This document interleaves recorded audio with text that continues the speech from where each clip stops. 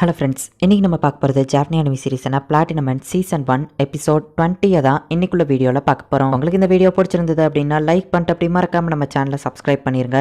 இதுக்கப்புறமா கதை ரொம்பவே குழப்பமாகவும் கொஞ்சம் போரிங்காகவும் ரொம்ப ஸ்லோவாகவும் போகிற மாதிரி தெரியலாம். பட் இதில் சில டீட்டெயில்ஸ் இருக்கிறதுனால நீங்கள் பொறுமையாக வாட்ச் பண்ண ட்ரை பண்ணுங்கள். சரி வாங்க நம்ம பலபலன்னு பேசாமல் இன்னைக்குள்ள கதைக்குள்ளே போகலாம். இன்றைக்கி நம்ம பார்க்க போகிறது பிளாட்டினம் அண்ட் சீசன் 1 எபிசோட் 20. நம்ம ஹீரோ வேண்டாம் அப்படின்னு கத்துறா. பார்த்தா சோசுமாவை ஷூட் பண்ணியிருந்தாங்க. அதுவும் நம்ம ஹீரோக்கு பின்னாடி இருக்கிற ஸ்னைப்பர் ஷூட் பண்ணிடுறான். இப்போ எல்லாரையும் ஷூட் பண்ண ஆரம்பிக்கவோ எல்லாரும் தப்பிச்சு போறாங்க. நம்ம ஹீரோ சோசுமாவை காப்பாத்தலாம் அப்படின்னு சொல்லி போறான். அதுக்குள்ள ப்ரொஃபசர் வந்து சோசுமாவை பிடிச்சிட்டு அந்த இடத்துல இருந்து சல்லுன்னு போயிடுறான். மற்ற கார்ட் கேண்டிடேட்டை ஷூட் பண்ணுவா. அவங்க எல்லாரும் தப்பிச்சு போயிடுறாங்க. சோசுமோ இதுக்கு மேல நீ உயிர் பழைக்கிறது கஷ்டம் அப்படின்னு சொல்லி ஒயிட்டரை வச்சு அவனை கொண்டுட்டு அவனோட விங்ஸ் அண்ட் அரோஸ் அந்த ப்ரொஃபசர் எடுத்துக்கிட்டுதான் பனாமா இவன் சோலை எடுத்துட்டு போனா இவன் விங்ஸ் அண்ட் அரோஸை வச்சுக்கிட்டுதான் சொல்லவோ இப்போ பனாமாவா அவனோட சோலை தூக்கிட்டு போறான். நம்ம ஹீரோ டாக்கிட்டு மாதிரி 3 பேர் வீட்டுக்கு வராங்க. அப்போ போன் அடிக்குது. ப்ரொஃபசர் கால் பண்ணி போனை ஸ்பீக்கர்ல போட்டு சோசுமோ இறந்து போயிட்டான். அவன் விங்ஸ் அண்ட் அரோஸை நான் எடுத்துக்கிட்டேன். நம்மளோட கான்வர்சேஷனை இப்போதைக்கு ஹோல்டில் போட்டு வச்சுக்கலாம். டைம் வரும்போது நானே கூப்பிடுறேன் அப்படின்னு காலை கட் பண்ணிட்டான். இவன் நம்ம பாஸ் மாதிரி நமக்கு ஆர்டர் போட்டு காலை கட் பண்ணதானே அப்படின்னு சொல்லிட்டு மாதிரி டென்ஷன் ஆகிறா. சோசுமோவை நினைச்சு சாக்கி வருத்தப்படுறா. சோசுமோக்கு சாகிறதுல விருப்பமே இல்லை அப்படின்னு நாகோமி சொல்லவும் பட் இதுதான் ரியாலிட்டி இப்போ உனக்கு புரிஞ்சுதா? நீ இப்பதான் ஃபர்ஸ்ட் டைம் டெட் பாடியை பாக்குறியான்னு ப்ரொஃபசர் கேட்கவோ இல்ல நான் ஆல்ரெடி நிறைய மட்டும் பார்த்திருக்கேன். பட் என்ன ஷூட் பண்ணியிருந்தா நல்லா இருக்கும் அப்படின்னு அவன் சொல்லவும் உனக்கு சாகிறதுல விருப்பம் இருக்கா? நான் அவனை ஒயிட்டரை வச்சு ஷூட் பண்ண ஓகேவான்னு கேட்கவும் உங்க ஒயிட்டரை வச்சு நீங்க என்ன ஷூட் பண்ண எனக்கு உண்மையிலேயே சந்தோஷம் தான். நான் சாகிறதுக்கு ரெடி அப்படின்னு அவன் சொல்லவும் ஒருத்தங்க மேல நம்ம அதிகமான அன்பை வச்சிருந்தோம்னா அவங்களே மாதிரியே தான் நம்ம இருக்கணும்னு நினைப்போம். சில பேர் இறந்ததுக்கு அப்புறம் மறுஜென்மத்துல அந்த பர்சனா பிறக்கணும்னு கூட நினைப்பாங்க அப்படின்னு நம்ம சொல்லப்போ அவங்க புக்ல இதை ரீட் பண்ணிருக்க நாகோமி பேசிட்டு இருக்கும் போதே டக்குன்னு ரெட்டரை வச்சு ஷூட் பண்ணிட்டு எதுக்கு ஒரு சேஃப்டிக்காக தான் அப்படின்னு இந்த ப்ரொஃபசர் சொல்றான். ஹே ரெட், நீ காடா மாறினதுக்கு அப்புறமா என்னோட ரெட்டரை நான் வச்சுக்கலாமா அப்படின்னு சொல்லிட்டு மாதிரி கேட்கறா. நம்ம ஹீரோவும் சரி ஓகேன்னு சொல்லவும் அப்படின்னா என் சப்போர்ட் கண்டிப்பா உனக்கு தான். அந்த ப்ரொஃபசர் யோனிடா பையா, அவனை மட்டும் நான் நம்பவே மாட்டேன் அப்படின்னு அவ சொல்றா. மிராய் காடா மாறணுங்கிறது என்னோட ஆசை இல்ல, ஆனா அவன் காடா மாறினாதான் அவனுக்கு ஹாப்பியா இருக்கும்னா அது எனக்கு ஓகே தான் அப்படின்னு நாசி சொல்றா. ஹே ரெட், நான் பார்த்த வரைக்கும் நீயே எல்லாவோ லவ் பண்ற மாதிரி தெரியுது. நீ காடா மாறிட்டேன்னா உன்னால பூமிக்கு வர முடியாதே அப்படின்ட்டு மாதிரி கேட்கவும் மிராய் ஹெவன்ல காடா இருந்துகிட்டே சாக்கி எங்க இடத்துல ஹாப்பியா வச்சிருப்பான் அப்படின்னு சொல்லி நாசி சொல்றா. அதெல்லாம் ஒரு பக்கம் இருந்தாலும் இப்போ நம்ம என்ன பண்றது?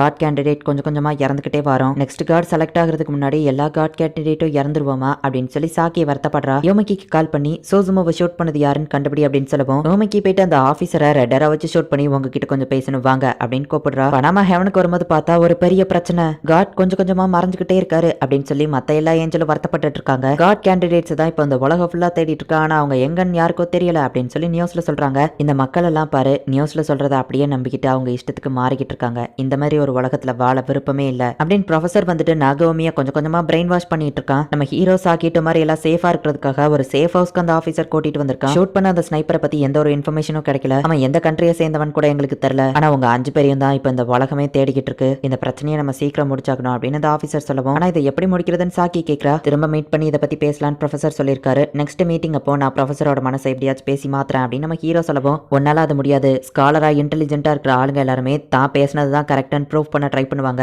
நீ என்ன சொன்னாலும் சரி அவங்க செஞ்சதுதான் கரெக்ட்னு ப்ரூவ் பண்ண நிப்பாங்க. நான் அந்த மாதிரி நிறைய ஆளுங்களை பார்த்திருக்கேன் அப்படின்ட்டு மாதிரி சொல்லவும் நான் வேணா ஹெல்ப் பண்றேன். ஏன்னா நானும் ப்ரொஃபசர் யோனிடாவோ ஸ்கூல்ல ஒன்னா தான் படிச்சோம் அப்படின்னு சொல்லி அந்த யோசிங்கிற ஆபீசர் ஒரு பிளாஷ்பேக் சொல்றான். டிபார்ட்மெண்டல் ஸ்டோர்ல பில்லு போடுறதுக்கு முன்னாடியே காசு எவ்வளோங்கிறத கரெக்டா அந்த யோனிடா எடுத்து வச்சிருக்கான். ரொம்பவும் இன்டெலிஜென்ட்டா இருக்கானே அப்படின்னு சொல்லி யோசி ஆச்சரியமா பாக்குறான். இந்த ஆபீசர் வந்துட்டு ப்ரொஃபசர் மேல போய் இடிக்கவும் அந்த ப்ரொஃபசர் வந்துட்டு இவங்க கிட்ட மன்னிப்பு கேட்கறான். இந்த யோனிடா ரொம்பவும் நல்ல பையனா இருக்கானே அப்படின்னு சொல்லி யோசி பாக்குறான். பிடி பீரியட்ல ப்ரொஃபசர் ரொம்பவும் நர்வஸா இருக்கான். 3.1462 அப்படின்னு சொல்லி அந்த ப்ரொஃபசர் ஓடிட்டு இருக்கான். இவன் என்ன இவ்ளோ ஃபாஸ்டா இருக்கான் அப்படின்னு சொல்லி அந்த ஆபீசர் பாக்குறான். யோசி தான் அதுல வின் பண்றான். ஹே யோனடா, நீ யார் மனசையும் கஷ்டப்படுத்த மாட்டான்னு தெரியும். ஆனா எதுக்காக இந்த மாதிரி சின்ன விஷயத்துல எனக்கு ரன்னிங் ரேஸ்ல எல்லாம் விட்டு கொடுக்க அப்படின்னு சொல்லி அவன் கேட்கவும் சாரி நீ கஷ்டப்பட்டிருந்தா என்ன மன்னிச்சிரு அப்படின்னு யோனடா சொல்றான். நீ மன்னிப்புல அதுக்கு கேட்கணும்னு இல்ல. அவன் ஓடும் போது ஏதோ நம்பர் சொன்னியா அது என்னதுன்னு ஆபீசர் கேட்கவும் அது இன்ஃபினிட்டிவ் டெசிபல் நம்பர்ஸ். மத்தவங்க பண்ற விஷயங்களை என்னால நார்மலா பண்ண முடியாது. நான் நர்வஸா இருப்பேன். இந்த மாதிரி நம்பரை யோசிச்சோம்னா நான் காமா ஃபீல் பண்ணுவேன் அப்படின்னு யோனடா சொல்லவும் நம்ம ஃப்ரெண்ட்ஸா இருக்கலாமா அப்படின்னு சொல்லி யோசி கேட்கறான். இல்ல முடியாது, ஏன்னா நெக்ஸ்ட் வாரம் நான் அந்த ஸ்கூல்ல இருந்து டிஸ்கண்டினியூ பண்றேன். எலிமெண்டரி ஸ்கூல் மிடில் ஸ்கூல்ல எல்லாம் நான் என் இஷ்டத்துக்கு லீவ் எடுத்துக்கலாம். ஆனா ஹை ஸ்கூல்ல அட்டெண்டன்ஸ் இருந்தா தான் பாஸ் பண்ண முடியும். நான் படிக்க வேண்டியது நிறைய இருக்கு. ஆனா ஸ்கூல் வரது எனக்கு கஷ்டமா இருக்கு. சோ இப்போ நான் உங்ககிட்ட ஃப்ரெண்ட்ஷிப் வச்சுக்கிட்டா அது கரெக்டா இருக்காது. ஏன்னா நான் ஸ்கூலை விட்டு போக போறேன்.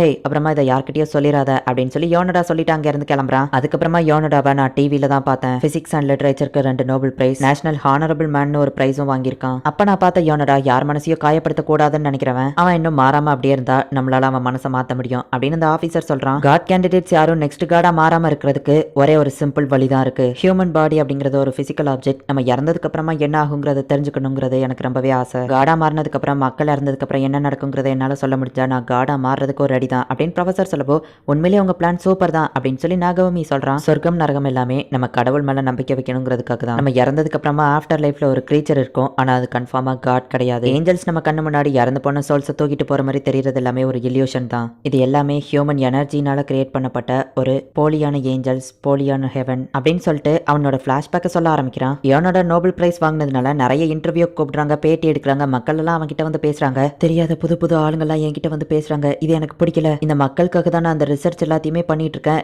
என்னோட ரிசர்ச்சை கண்டினியூ பண்ண விடுங்க. நான் தனிமையா இருக்கணும். என்ன இந்த இன்டர்வியூக்குலாம் கூப்பிடாதீங்க அப்படின்னு சொல்லிட்டு ப்ரொஃபசர் வந்துட்டு ஒரு கட்டத்துக்கு மேல வாழ்க்கையை வெறுத்து போய் தான் எல்லா மக்களுமே என்கிட்ட வந்து பேசுறாங்க. இந்த உடம்புல நான் இதுக்கப்புறம் வாழ்றது வேஸ்ட். இறந்ததுக்கு அப்புறமா என்ன ஆகுதுங்கிறத நான் தெரிஞ்சுக்கணும் அப்படின்னு சொல்லி தான் சாகலான்னு போனேன். அப்பதான் என் கண்ணு முன்னாடி மியோனி வந்தா. நான் சாக போறேங்கிறதுனால என்னோட பிரெயின் எனக்கு இல்யூஷன்ஸை காமிக்குதுன்னு நினைச்சேன். ஆனா அதுக்கப்புறம் தான் உண்மையிலே அது ஏஞ்சல்னு தெரிஞ்சது. எல்லாத்த பத்தின உண்மையும் தெரிஞ்சுக்கிறதுக்கான தகுதி உனக்கு இருக்கு அப்படின்னு சொல்லி மியோனி வந்து அந்த ப்ரொஃபசர் கிட்ட சொல்றா. ஃபர்ஸ்ட் அது ஏஞ்சல்ங்கிறத என்னால நம்பவே முடியல. நான் அதுகிட்ட பேச ஆரம்பிச்சேன். 1 மணி நேரம் போயிருக்கும்னு பார்த்தா கிட்டத்தட்ட 2 மாசம் போயிடுச்சு. நான் டிவி ஆன் பண்ணி பார்த்தப்போ 2 பசங்க காட் கேண்டிடேட்ஸ் அப்படின்னு சொல்லி சண்டை போட்டுட்டு இருந்தாங்க. இது எல்லாமே ஃபேக்கான காட் செலக்ஷன்ங்கிறத அவங்களுக்கு புரிய வைக்கணும்னு ட்ரை பண்ணி தான் நான் அவங்க முன்னாடி வந்து எல்லாத்தையும் சொன்னேன். ஓகரோ, ஏஞ்சல் ஆஃப் டார்க்னஸ், ஹெவனோட எல்லா சீக்ரெட்டும் உனக்கு தெரியும் தானே. ஸ்பெஷல் ரேங்க் ஏஞ்சலை பத்தி கொஞ்சம் சொல்லு அப்படின்னு சொல்லவும், எனக்கு தெரியும், ஆனால் நான் எதுக்காக உனக்கு சொல்லணும்? என்னோட கேண்டிடேட் தான் காடா மாறணும்னு நான் ஆசைப்படுறேன், ஆனா நீ அதோட வழியில குறுக்க நிக்கிற அப்படின்னு அந்த ஏஞ்சல் சொல்லவும், நாகவமி நான் உன்னை ஒயிட்டரை வச்சு இப்போ ஷூட் பண்ணவா அப்படின்னு சொல்லி ப்ரொஃபசர் கேட்கவும், தாராளமா ஷூட் பண்ணுங்க, எனக்கு சந்தோஷம் தான் அப்படின்னு நம்ம சொல்றான்.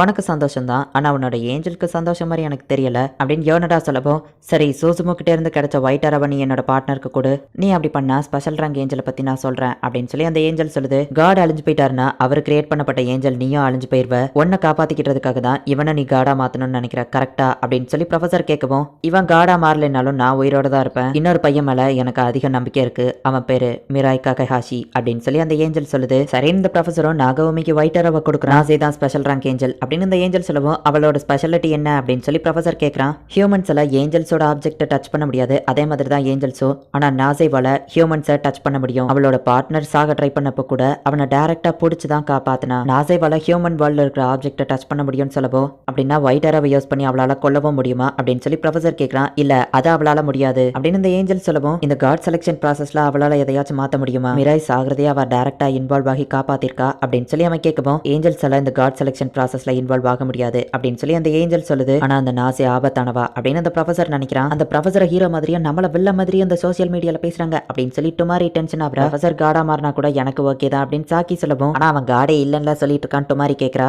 அப்படின்னா ப்ரொஃபசரே பேசாம காடா மாறி மக்கள் கிட்ட இந்த கிரீச்சர் காட் கிடையாதுன்னு சொல்ல வேண்டியதானே அப்படின்னு சொல்லி சாக்கி கேட்கறா. இது சீக்கிரமா முடிஞ்சாகணும் அப்படின்னு சொல்லி சாக்கி நினைக்கிறா. என்னது நியூ நேஷனல் ஸ்டேடியம் அவங்களுக்கு வேணும் யோனிடா அப்படின்னு சொல்லி பிரைம் மினிஸ்டர் கேட்கவும், இது ஒரு ஹிஸ்டாரிக்கல் ஈவெண்ட், இதை எல்லா மக்களும் பார்க்கணும்னு ஆசைப்படுறேன் அப்படின்னு ப்ரொஃபசர் சொல்றான். டேட்டையும் பிளேஸையும் நான் ஃபிக்ஸ் பண்ணி அனௌன்ஸ் பண்ணா மத்த காட் கேண்டிடேட் வருவாங்கன்னு என்ன நிச்சயம் அப்படின்னு பிரைம் மினிஸ்டர் கேட்கவும், அவங்க கண்டிப்பா வருவாங்க, அதை நான் பாத்துக்கிட்டேன் அப்படின்னு ப்ரொஃபசர் சொல்றான். இந்த இடத்துல இந்த எபிசோட் முடியுது. இப்போ திரும்பவும் ஒரு ஸ்டேடியம் கிரியேட் பண்ணி அங்க அந்த காட் கேண்டிடேட் எல்லாரும் பேசி முடிவெடுக்கலாம் அப்படின்னு சொல்லி அந்த ப்ரொஃபசர் ஒரு முடிவெடுக்கிறான். ஆனா அந்த ப்ரொஃபசரை பாக்குறதுக்கே ரொம்பவும் வில்லத்தனமா தான் தெரியுது. அண்ட் அந்த ப்ரொஃபசர் ரொம்பவும் ஸ்மார்ட் அண்ட் இன்டெலிஜென்ட் வேற. மெட்ரோபாலமனோட கானடேவை விடவும் இந்த ப்ரொஃபசர் கொஞ்சம் ஸ்மார்ட்டாவோ டேஞ்சரஸாவோ தெரியுதான். என்ன நடக்க போகுது அப்படிங்கறத நெக்ஸ்ட் எபிசோட் பார்த்து தெரிஞ்சுக்கோங்க. அண்ட் உங்களுக்கு இந்த வீடியோ பிடிச்சிருந்தது அப்படின்னா லைக் பண்ணிட்டு அப்படி மறக்காம நம்ம சேனலை சப்ஸ்கிரைப் பண்ணிருங்க. தேங்க்யூ ஃபார் வாட்சிங். Bye guys. நெக்ஸ்ட் எபிசோட்ல மீட் பண்ணலாம்.